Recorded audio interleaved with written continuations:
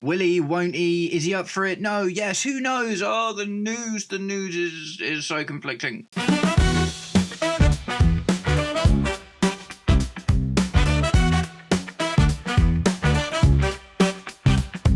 Welcome, Blue Believers, to another episode of the Stamford Sync, where we are syncing up with everything Chelsea FC. So, guys, if you enjoy the content, please do me the distinct honour of liking, sharing, subscribing to the video and my channel, or just roast me in the comments, whatever gets you through your day. Nothing concrete as this short window nears its close, but we are going to talk about some of the news that has found its way into my feed today. So, Nico Williams. I've actually mentioned Nico Williams a few times in recent videos, and it seems like I'm manifesting things recently, right? I'm manifesting things. I was talking about goalkeepers for quite a lot of the time, and there was no news on Sanchez, and we didn't know what was going to happen, and Petrovic was maybe going to be sold, and we're really not sure. And then all of a sudden, we start hearing things like Mike Maignan for reasonably cheap price, and Robert Sanchez, we're trying to offload him to West Ham so we can get Mohamed Kudus in. So I do feel like if I keep doing this, maybe good things will happen. Maybe someone is listening and things are changing because I'm manifesting this good news. So we're going to talk Nico Williams a little bit. I've been trying my hardest to manifest Nico Williams because I really want him to come to Chelsea. It's not so much a stats thing as it is just I like watching him play. I just think he looks a real player. And I just the kind of guy that I want to see on the left wing compared to what we've had recently, which has been moderately underwhelming, I think it's fair to say. Nico Williams wants a heavy bag. That seemed to be the overall problem compared to a lot of the other guys that we're after. You know, he seemed to want quite a lot of money. Maybe it's because he didn't exactly tear up trees last season. Talks have started to appear, like gently fading into my feed from relative obscurity, and it seems to be like a real option now. It was all very much Jamie Gittins for a little while, but obviously since the Spain-France game initially, you know, there's a lot more talk about Nico Williams. So that's wicked in itself. He's 100% the kind of guy that I think not only, fits the project in terms of like a young player. I really like watching him play. I think he offers a much more direct and potent attacking option than the likes of Jadon Sancho, MIKEL Mudryk, these guys that, Raheem Sterling when we bought him in, these guys that we've had recently. So the news is kind of here, there and everywhere. So it seems like he's got a 50 million buyout clause, which isn't bad. You know, that's kind of what we paid for Neto. We paid a lot more than that for MIKEL Mudryk. And to get someone of Nico Williams' quality for a 50 mil transfer fee is wicked business, I would say. So he wants a lot of money compared to the other guys. Initially, I just thought that we wouldn't really look at him because of that, right? But the talks do seem to be persisting.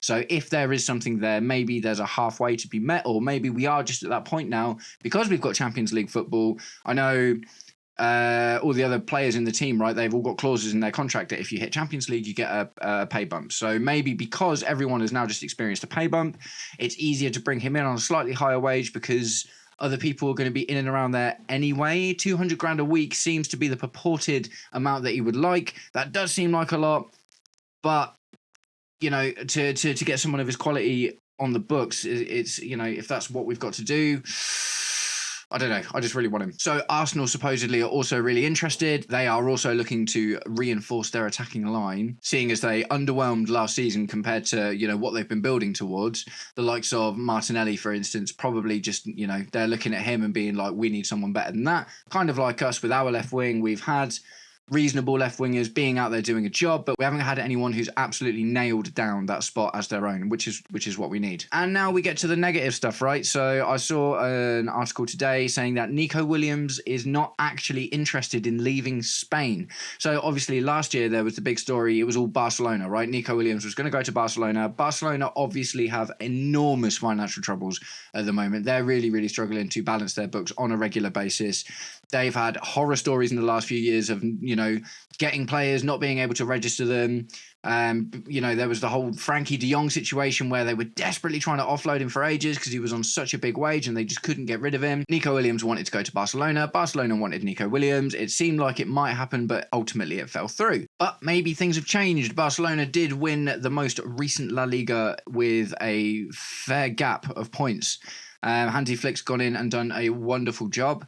So maybe they're at a point now where they can start looking at stuff like that. I don't know. But it seems like, well, supposedly, Nico Williams would prefer to stay in Spain. And you can only imagine that means get a move to Barcelona, because he ain't going to Real Madrid, is he? Because they've already got the issue of having three players that really, really favour that left side. Nico Williams isn't going to go to Barcelona and displace Vinny Jr. or, Mbappe, that are all fighting for that kind of left, not even necessarily the role, right? Because, Mbappe plays out as a striker, but he really likes to drift out to that left-hand side. The Real Madrid don't have any more space for anyone, and they're already stacked in quality, so it's probably not going to be Real Madrid. You could only surmise from that Barcelona would be his preferred choice. Does that mean he'd rather stick around in Spain for another year or so until Barcelona can afford him? Can they afford him now because they've won the league? I don't know. But it seems, Arsenal and Chelsea are good options, as far as Premier League teams go. Arsenal would definitely pay his wages. I wouldn't be surprised about them sort of throwing the bag at Nico Williams at all. Us, a little bit less so. But where do we sit? Where do we stand? Nico Williams, what do we think? I would really like to get him on board, but I wouldn't want to get him on board if he comes to us just because he can't get a move to Spain, right? I guess ultimately, if you're a professional, it doesn't really matter, because regardless of where you go, you'll do your best. But if someone's come out and been like, I want to stay in Spain, and then moves to England because there was no other option, it's not ideal, is it? It's just not ideal. So, Nico Williams, I want him. Do you want him? Are you interested in Nico Williams? There seems to be a lot more talk, and that's probably just because of the Spain game. Do you know what I mean? The truth of the fact is, there doesn't necessarily seem to be anything concrete to suggest we're actually talking to Athletic Club about him. And I just feel I'm being pulled all over the place emotionally, because I would love to see this guy in a Chelsea shirt. But I guess the best thing to do is just not get my hopes up. You got to think someone like Jamie Gittins is probably a lot more likely, even though the transfer fee is the same. He's a little bit younger and would not command quite such a high wage. So, centre-backs, the CBs. Today's rumblings seem to be in favour of Jarell Hato from Ajax, and he seems to be the preferred option over Jared Branthwaite. So, it seems like they're considering both options. Jarell Hato, although less Premier League experience, is really highly rated. Jared Branthwaite hasn't had the most amazing season. He had an amazing season before last, do you know what I mean? So, it does look like there could be a really good player in there, but Jarell Hato seems to be the favoured choice of Chelsea if we are going to go in for a centre-back. I didn't see, after George Benson's video yesterday, I didn't find much else to suggest that the Trevor Chalobah to stay was a really concrete thing. Maybe it's just wishful thinking. I really, like I say, my first option would be keep Trevor Chalobah. Keep Trevor Chalobah 100% would be my first one. But maybe Jarell Hato is going to be that guy instead. Although there's not been much more talks about us being in for Marc Guéhi, I did see a story today about Crystal Palace identifying a replacement for him.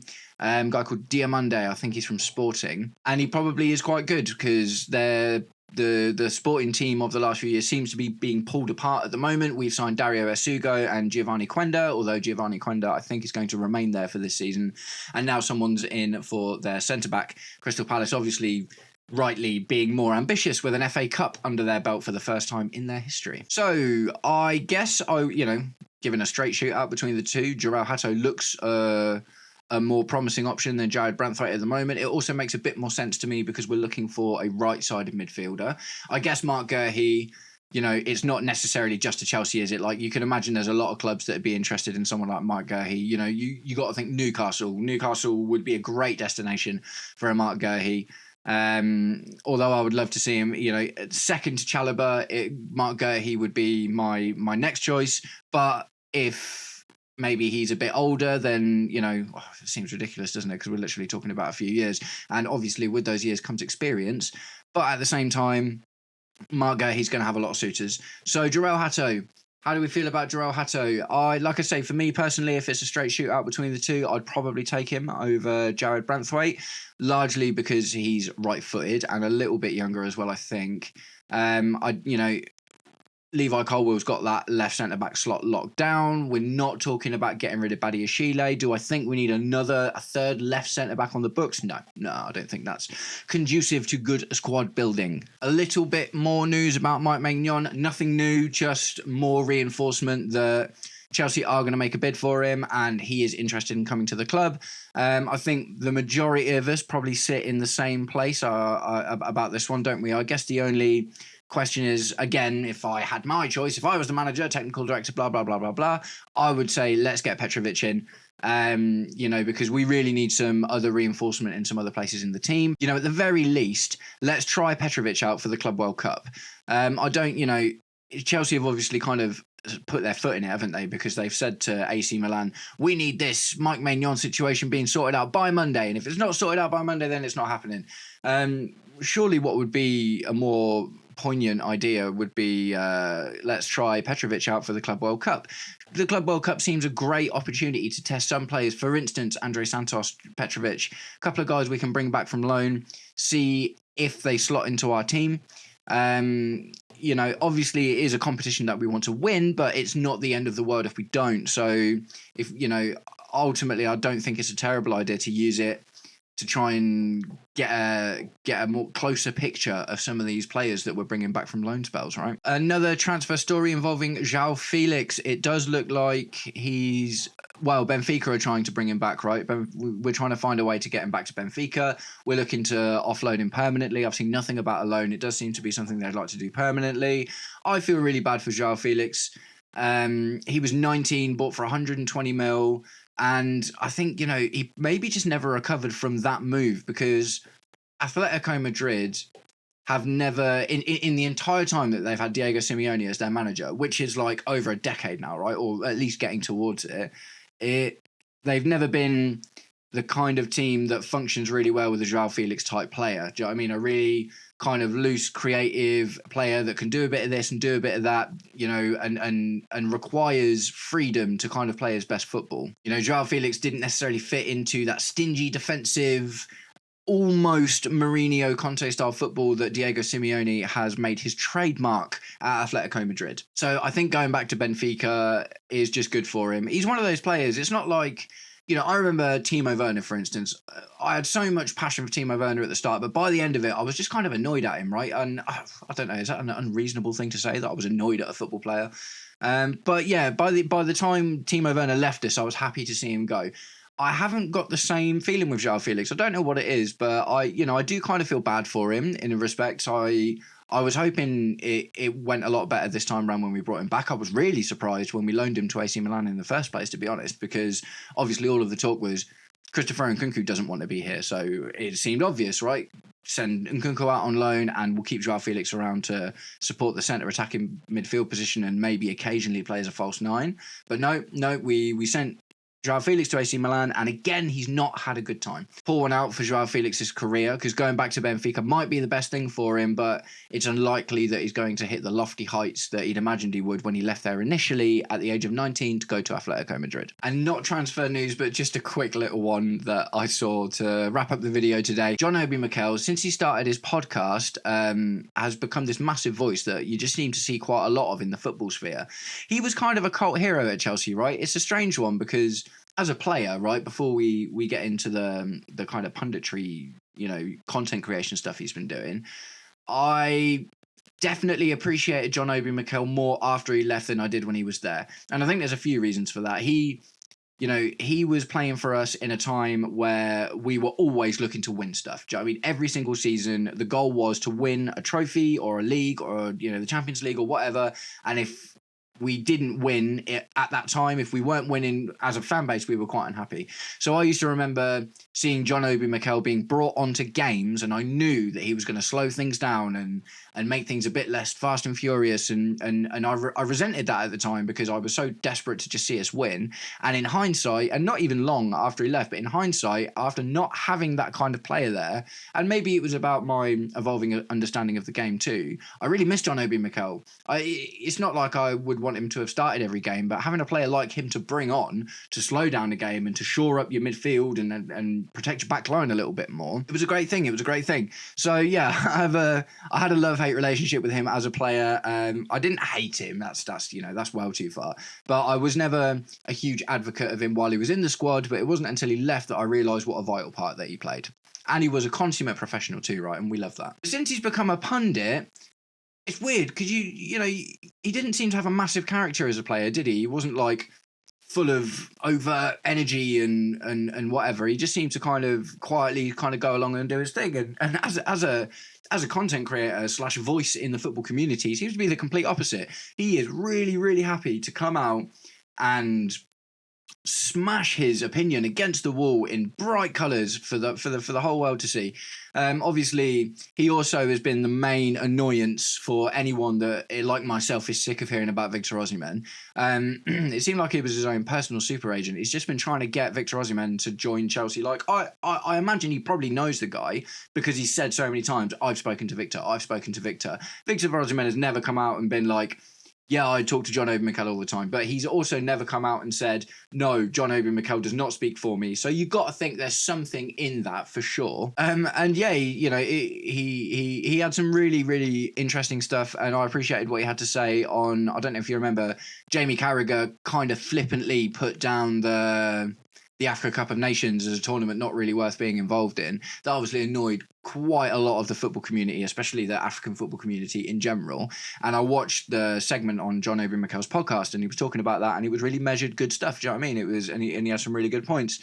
But the recent one, I will start getting around to wrapping this up now. He's come in and said he would challenge CAICEDO in our team. So John Obi Mikel was 24 now, 23, 24, kind of CAICEDO's age, and was in our Chelsea team now. John Obi Mikel thinks that he challenged CAICEDO for our spot. And I am like, mate, Mikel, I don't know, man, I don't know.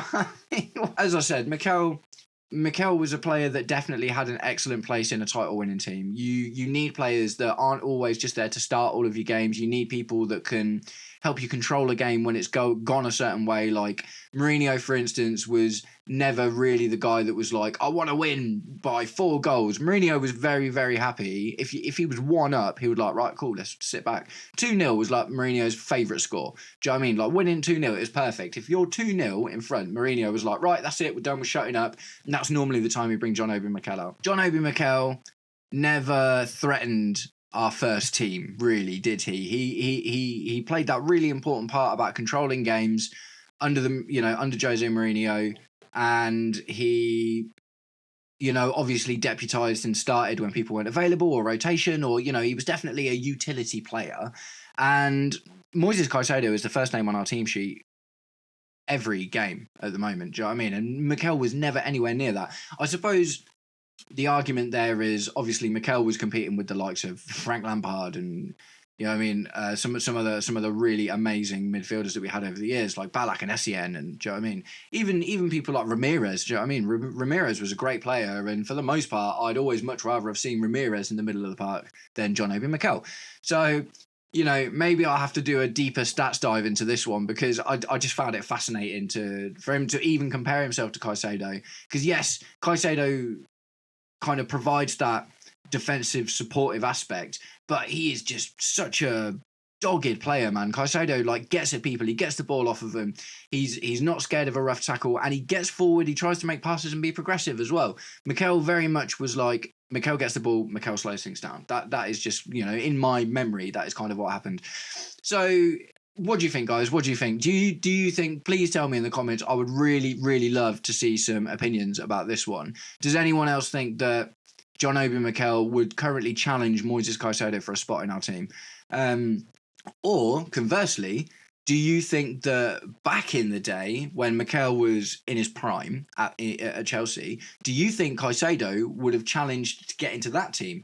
Do you think that Caicedo might have got one over on Essien, for instance, or Ramirez? You got just from optics, instantly I'm like, I think Caicedo probably would have played over Ramirez. That feels like a really reasonably comfortable shout. So yeah, John Obi Mikel, interesting guy, man. Really, really interesting guy. Like I say, retrospectively, loved him as a player. And I do sometimes really enjoy his content as well. The Victor Osimhen stuff, I'm just glad it seems to be fizzling out at this point, because I'm just sick of hearing about it. But I enjoy his podcast when I watch it, and he's obviously got some really interesting insight into being at Chelsea at that time. But do I think that he would get in our team right now over Moises Caicedo? No, I can't say that I do.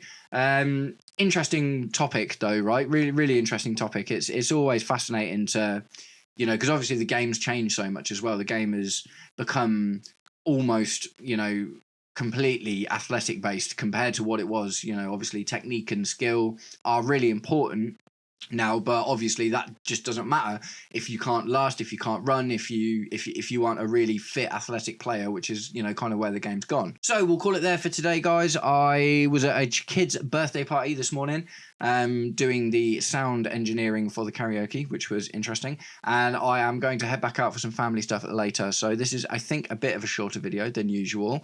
If any other amazing news comes out, you know, if anything big comes out, then I might just try and whip on my phone and record a really quick video. I've never tried that yet, so it'd be interesting to see if the algorithm likes it or whether it hates my more natural kind of thing. When this window closes, I am actually going to start diving into some brand new types of content for me. I will be doing match previews and potential lineups, and, you know, this will be the, you know, since I've started being a YouTuber, it's kind of just all been about transfer news, but I'm actually really excited to start getting into some of the more meaty stuff, right? The, you know, who do I think is going to play and who are we up against, and like I say, match previews and lineups and stuff. So please stick around and you can expect some of that kind of stuff to start coming soon. Sorry about the banging if you can hear it. I am trying to filter it out. My neighbour is still going at it every day, plank by plank. He's really determined.